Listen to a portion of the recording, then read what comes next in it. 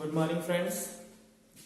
देखिए मैथ की क्लास हमारी लगातार चल रही है और लास्ट क्लास में हमने एक्सरसाइज 4.3 के बारे में पढ़ा था। 4.3 में क्या था, किसी त्रिभुज का क्षेत्रफल सारणिक विधि से ज्ञात करना। आज हम बात करते हैं एक्सरसाइज 4.4 की, इसे डिस्कस कर लेते हैं। इसमें हमें कोई भी डिटरमिनेंट दिया हुआ होगा, हो सकता है उसमें 2 रो 2 कॉलम हो, 3 रो 3 कॉलम हो या 4 रो 4 कॉलम हो, कितने भी हो सकते हैं। मैक्सिमम 2 और 3 वाला चलता है हमारे सिलेबस के अंदर। 2x2 का और 3x3 की मैट्रिसेस जो होती हैं उसी को डिटरमिनेंट फॉर्म में लिख के दिया जाता है।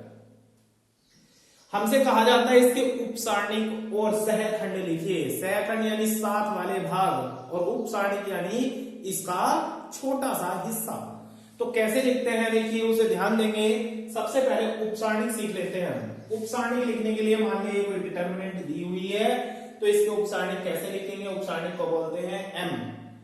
ठीक है, ये पहला एलिमेंट, पहली रो का पहला एलिमेंट यानी 1 1 है, पहली रो का दूसरा एलिमेंट यानी 1 2 है, दूसरी रो का पहला एलिमेंट यानी 2 1 है और दूसरी रो का दूसरा एलिमेंट 2 2। तो ये 1 1, ये 1 2, इधर आएगा तो 1 3, 2 1 2 2 2 3, ऐसे इधर और आता तो 3 1 3 2 3 3। इस प्रकार से लिख लेते हैं। अब देखिए m11 एलिमेंट इसमें ढूंढिए कौन सा है, ये 2। इस एलिमेंट को दोनों साइड से कवर कर लेना है इस तरह से। आपको दिख रहा होगा यहाँ पर क्या शेष बचा है, 3। यहां लिख दीजिए, ये हो गया इसका उपसारणिक। ऐसे ही है m12 ये वाला एलिमेंट है -4, इसे भी कवर करिए, दोनों साइड से कवर करेंगे तो आपका बचेगा 0। इसी प्रकार M21 ये वाला एलिमेंट है, आप ध्यान से देख रहे होंगे क्या बच रहा है, -4। इसी प्रकार M22 ये वाला एलिमेंट है, इन्हें कवर करेंगे तो क्या बचेगा, 2। ये आपके लिखे गए उपसारणिक। अब लिखना है आपको सहखंड। देखिए वैल्यू यही वाली लिखी जाती है जो यहां पर लिखी हुई है, 3 है, फिर 0 है, फिर -4 है, फिर उसके बाद 2 है। वैल्यू तो सेम रहती है लेकिन इनका जो साइन है वो चेंज हो जाता है कुछ का। कैसे होता है चेंज, ध्यान देंगे। देखो यहां पर है 1 1 यानी 11, 1 1 को ऐड करें तो कितना आता है, 2। और 2 कैसी संख्या है, एक इवन यानी सम संख्या है। अगर ये आया सम संख्या, इन दोनों को जोड़ के अगर एक सम संख्या आता है तो ये रहेगा प्लस का। कैसा रहेगा, प्लस का। और +3 का मतलब 3 ही होता है। जैसे यहां पर है 2 और 1 कितना आया, 3। ये क्या है, एक ओड नंबर, और ओड नंबर के आगे क्या आएगा, माइनस। प्लस अगर इवन है तो प्लस और ओड है तो माइनस। इसी प्रकार 2 और 1 3, इसके आगे भी माइनस आएगा और माइनस माइनस क्या हो जाएगा, प्लस। 2 और 2 4 इवन है, इसके आगे प्लस आएगा यानी कि ये क्या हुआ, 2।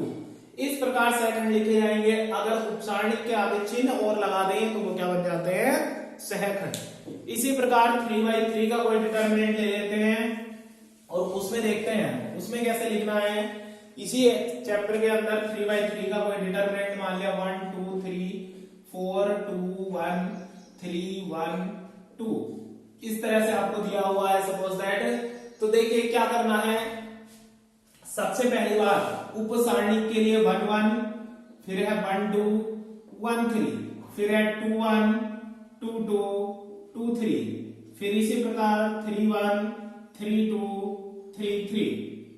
ये सारे लिखने के बाद हम क्या करते हैं, देखिए अब इनकी वैल्यू फाइंड करते हैं। वैल्यू फाइंड करनी है। देखो 1 1 ये एलिमेंट है, यानी पहली रो और पहले कॉलम को ढकेंगे तो ये 4 एलिमेंट हमारे पास बचते हैं, ये वाले 4। तो क्या बचेगा आपके पास, 2 1 1 2। ये वाला काम आपने करना सीख लिया था पहले ही। मल्टीप्लाई ओपन करिए, 2 2 जा 4, पहले क्रॉस मल्टीप्लाई, पहले लेफ्ट अपर मोस्ट कॉर्नर से मल्टीप्लाई करते हैं यानी यहां से। 2 2 जा 4 -1 1 जा 1 यानी कि आपका आया 3। इसी प्रकार 1 2 ये वाला एलिमेंट है, इसे टोटली इस तरह से कवर करेंगे, फिर से 4 एलिमेंट बचेंगे 2 3 1 2, इन्हें करेंगे 4 -3 यानी कि 1। फिर 1 3 की बात आएगी, ऐसे कवर करेंगे तो ये आपका आएगा 2 3 2 1, तो ये आएगा 2 -6 यानी कि -4। इस प्रकार ये वाला एलिमेंट है 2 2। अब इस रो को कवर कर लेंगे, फर्स्ट कॉलम तो आपका 4 3 1 2, 4 एलिमेंट बचते हैं, 4 3 1 2, 4 2 जा 8 माइनस 3 8 मीन्स क्या आएगा 5। अब ऐसे ही 2 2 को कवर करते हैं, देखिए बीच वाले कॉलम को, तो 1 3 और 3 2, 1 3 3 2, 2 माइनस 9 माइनस का 7 बचेगा, 2 3 यानी थर्ड कॉलम को कवर करेंगे तो आपका बचेगा 1 3 4 1, 1 माइनस 12 माइनस का 11 आएगा, 3 1 3 1 में क्या है आपका, अब तीसरी रो होगी कवर, देखिए 4 2 3 1, ये आपका आएगा 4 माइनस 6 माइनस का 2। अब लास्ट सेकंड कॉलम को कवर करेंगे तो 1 2 3 1, 1 2 3 1, तो 1 माइनस 6 माइनस के 5 आएगा। अब लास्ट कॉलम को कवर करेंगे 1 2 4 2, 1 2 4 2, तो 2 माइनस 8 यानी कि माइनस का 6। इस प्रकार हमने इसके उपसारणिक लिख दिए हैं। अब बात करते हैं इनके सहखंडों की, तो देखिए सहखंड कैसे लिखे जाएंगे, सहखंड में भी आपका ठीक उसी प्रकार 1 1 1 2 1 3, 2 1 2 2 2 3, 3 1 3 2 3 3। पहले इनके सबके चिन्ह लगा लीजिए, देखिए एक आपका इवन आएगा, एक ओड, 1 और 1 2, 2 क्या है इवन है तो प्लस, 1 और 2 3, 3 ओड है तो ये क्या होगा माइनस, फिर से 4 प्लस, फिर यहां माइनस, फिर प्लस, फिर माइनस, फिर प्लस, फिर माइनस, फिर प्लस। आप चाहे ऐड करके देखते रहे, चाहे 3/3 वाले में डायरेक्ट भी याद रख सकते हैं कि पहला प्लस, दूसरा माइनस, तीसरा प्लस, चौथा माइनस, इसी क्रम में हल चलते रहते हैं, एक प्लस एक माइनस। और 2/2 वाले में कैसे चलते हैं, शुरू का और लास्ट का प्लस, बीच बीच के माइनस।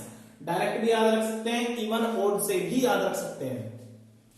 वैल्यू कौन सी वाली लिखी जाएगी, वैल्यू यही वाली लिखनी है, 3, यहां पर 1, यहां -4 है, यहां 5 है, यहां -7 है, यहां पर माइनस का 11 है, यहां -2 है, यहां -5 है और यहां पर माइनस का 6 है। जो भी आएगा वो लिख देंगे। इस प्रकार आपका एक्सरसाइज 4.4 के अंदर उपसारणिक और सहखंडों के बारे में बताया गया है।